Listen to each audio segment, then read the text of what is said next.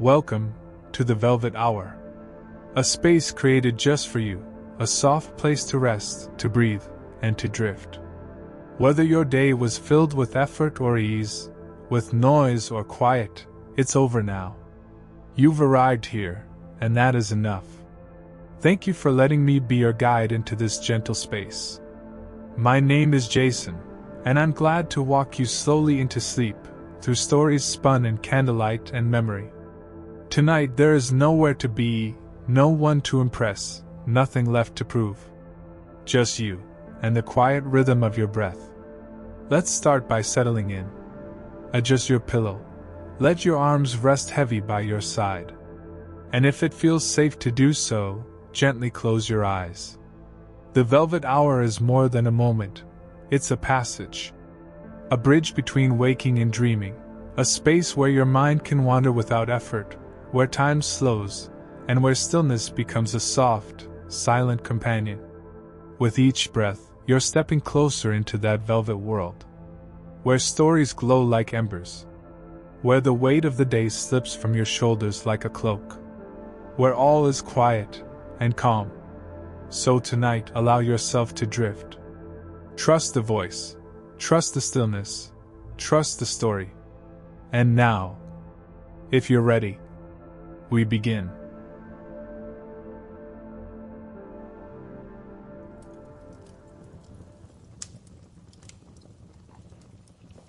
The sun had long since dipped behind the western hills, leaving behind a wash of muted lavender and deep ochre across the Roman sky. Twilight lingered, as if unwilling to surrender to night. A cart creaked gently down a worn country road, its wooden wheels stirring up the scent of dust and wild thyme.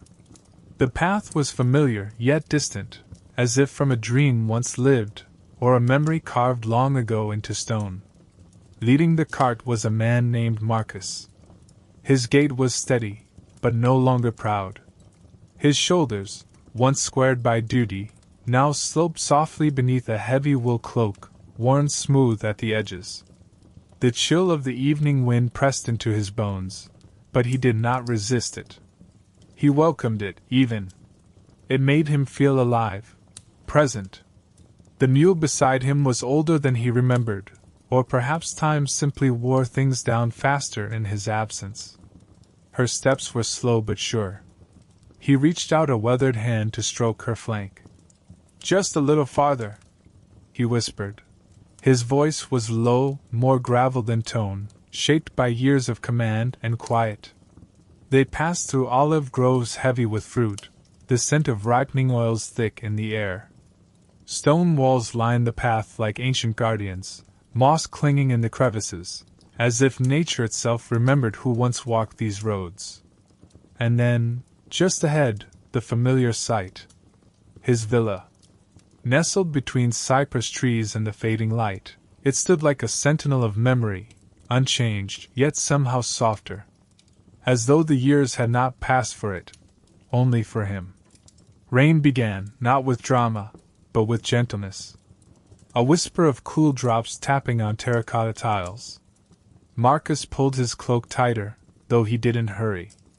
The rain was cleansing. A kind of baptism. At the arched gate he paused. He let his eyes rest on the worn wooden doors. He had seen many doors in his life, the heavy gates of legion forts, the polished halls of senators, the makeshift tents of commanders. But none had held this weight. This stillness, this welcome. He pushed gently. The door gave way with a familiar groan, like a long-held breath finally released.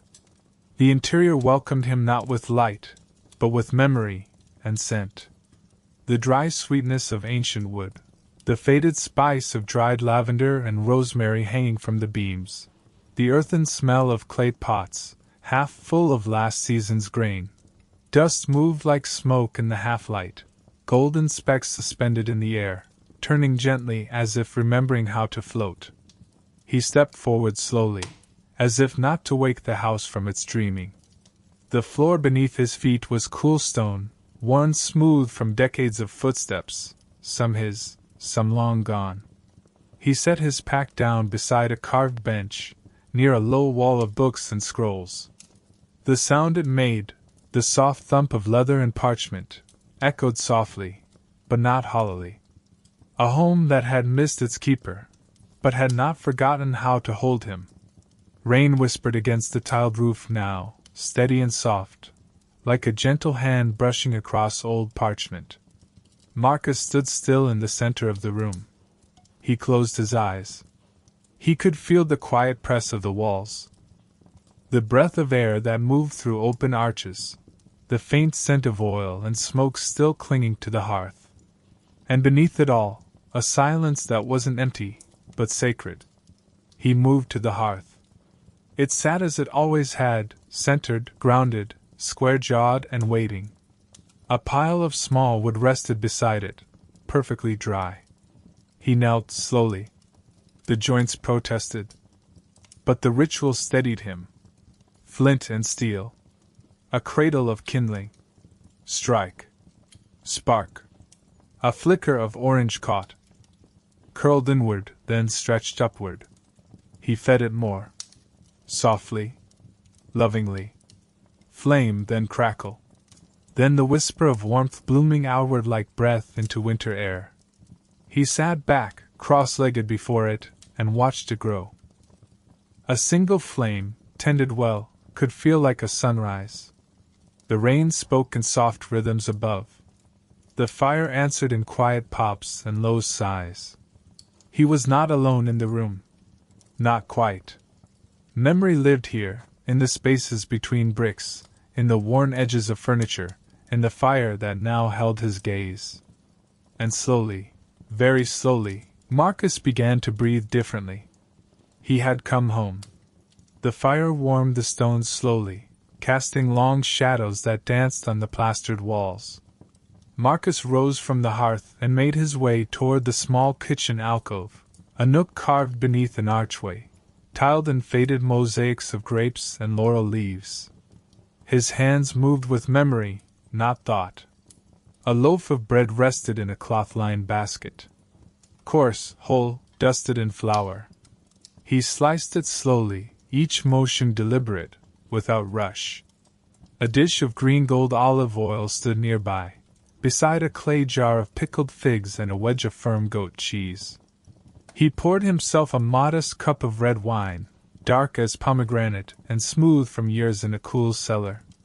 The air in the kitchen was cool and fragrant. Somewhere, tucked in a jar, rosemary and bay leaves whispered their scent into the corners of the room. He placed his meal on a wooden tray and carried it back to the hearth. The flames had matured now. Steady and low, curling around thick logs like dancers draped in silk. He sat on a cushion close to the ground, legs crossed, back relaxed, and began to eat. The bread was dense but soft in the center. The oil, earthy, peppered, almost grassy, clung to the edges like a warm memory. He took his time, chewing, tasting, breathing. The fire popped once, sharply, then settled back into its rhythm. Marcus poured a second, smaller glass of wine. He held it close to his chest, letting its warmth settle beside the fires. Outside, the rain grew slightly heavier, not pounding, but present. It drummed against the terracotta in a patient, rounded rhythm. No thunder, no wind, just the rain and the fire. And him, listening. The kind of listening that requires stillness, not silence. The kind that welcomes the world in, instead of shutting it out. Marcus leaned back and closed his eyes. He let the wine settle in his belly, and the quiet wrap itself around him like a heavy wool cloak. For the first time in months, perhaps years, he did not think of tomorrow. He simply was. After finishing his meal, Marcus rose slowly, one hand on the stone ledge for balance. The fire behind him crackled softly, a companion rather than a spectacle. He carried his tray back to the kitchen and rinsed it with well water drawn from a clay jug, cool, iron-rich, slightly mineral. Then he moved toward the room he had missed most of all. The study. It was tucked behind a narrow archway.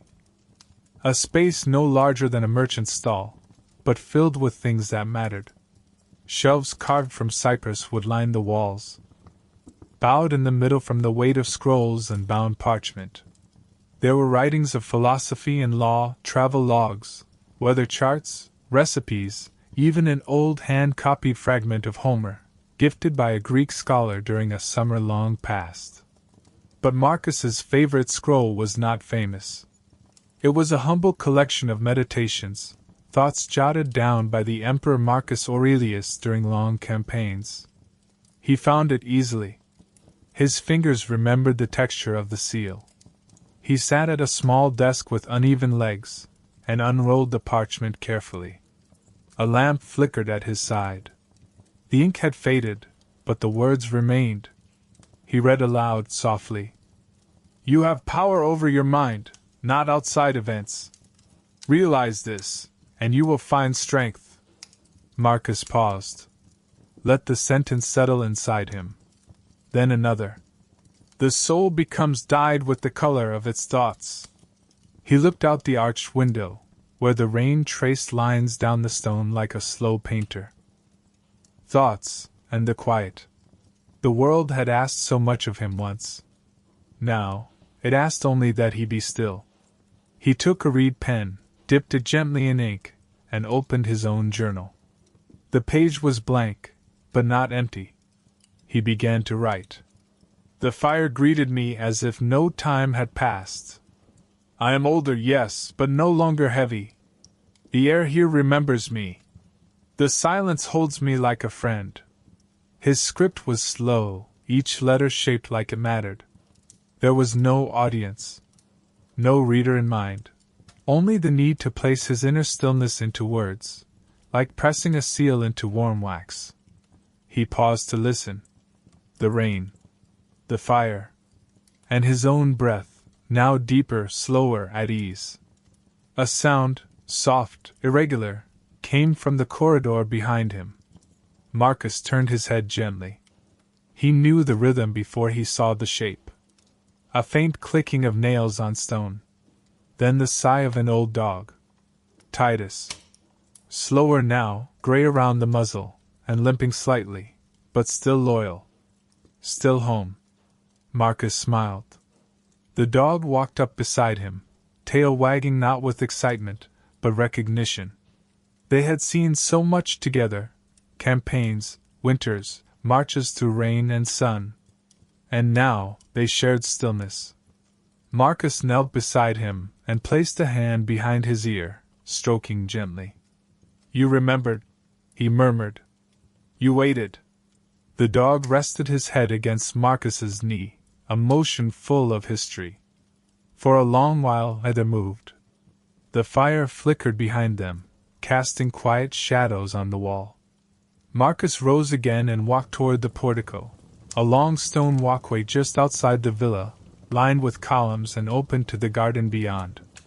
He stepped out beneath the arch. The rain had softened to a mist, barely there. The air was cool but not biting.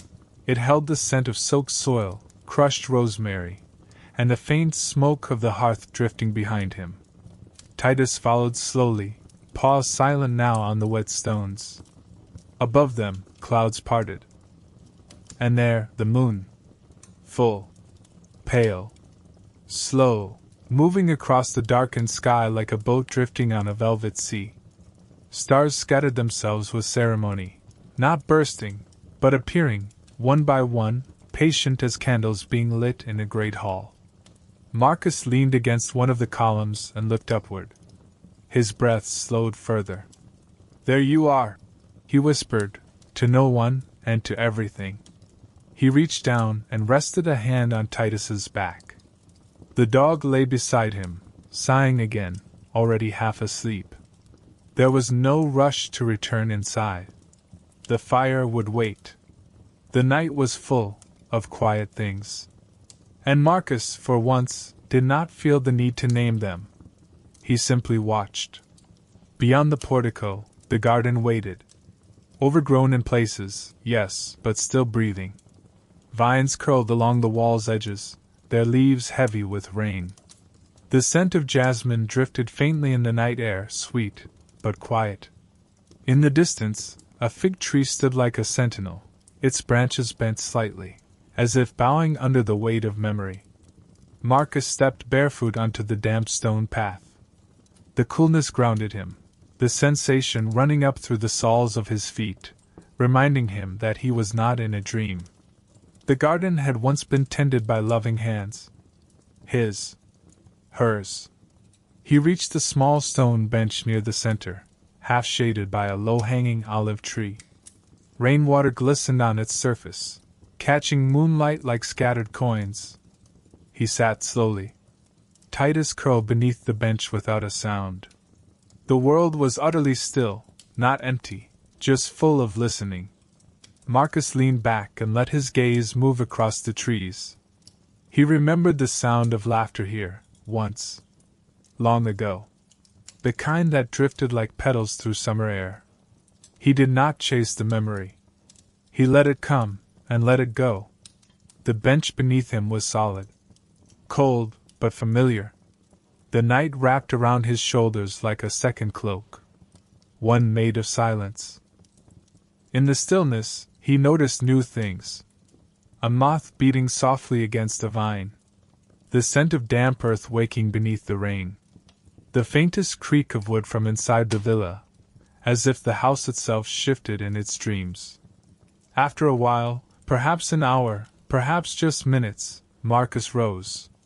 He let his hand trail along the branches as he passed, olive leaves brushing his fingers like parting words. The hearth was calling again. Not loudly, just steadily. The fire had dimmed into embers. Not gone, but low, glowing, steady as breath. Marcus stepped quietly into the main room, his footprints muffled by old woven rugs. He stirred the coals with an iron rod, watching a small flame stir awake. It curled upward, fragile, but loyal. The room was warm now. Not just in temperature, but in spirit. He sat again before the hearth. Cross-legged. Back straight but soft.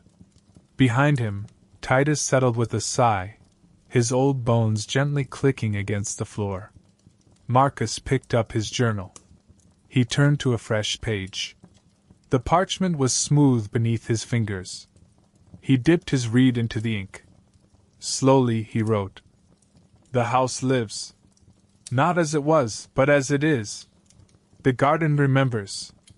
The stones remember. So do I. I have brought nothing with me but my breath. And that is enough. He paused, not for thought, but for stillness. The fire answered his words with a low hiss, as if it too had been waiting for them. Outside, the night deepened. The sky had turned darker than ink, the kind of darkness that doesn't threaten, but invites. A wind moved gently through the villa's arches, not a draft, but a breeze with memory. Marcus closed the journal. He did not tidy the desk. He did not extinguish the flame. He let them be. He lay down on the cushion beside the fire, pulling a woolen blanket over himself. His eyes remained open, just long enough to see the last flicker of flame bend forward, like a bow. The warmth gathered around him. The silence deepened. His breath became slower. The house, the hearth, the dog at his feet, all of them asleep in the hush of the velvet hour.